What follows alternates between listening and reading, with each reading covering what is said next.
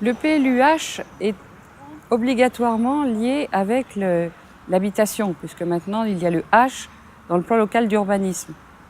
Et qui dit habitation dit des gens qui habitent et des gens qui vont avoir besoin de se déplacer, puisque tout acte dans la vie est déplacement.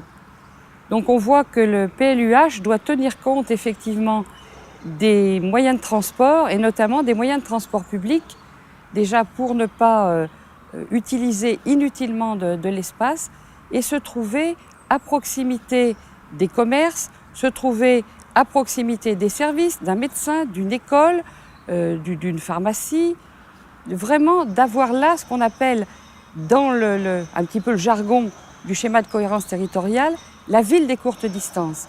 Mais la ville des courtes distances, ce n'est pas seulement un mot, c'est aussi une réalité pour chacun d'entre nous. On peut passer du vélo au tramway, repasser ensuite à la voiture parce qu'on va à un endroit qui n'est pas desservi. On voit bien qu'on a besoin de services. À l'endroit où je vais changer de mode, il est intéressant que je puisse trouver le soir, par exemple, du pain, trouver un poulet rôti, de trouver mon pressing, mon cordonnier. Pourquoi pas une petite bibliothèque et pourquoi pas une mini-crèche lorsque j'ai un enfant.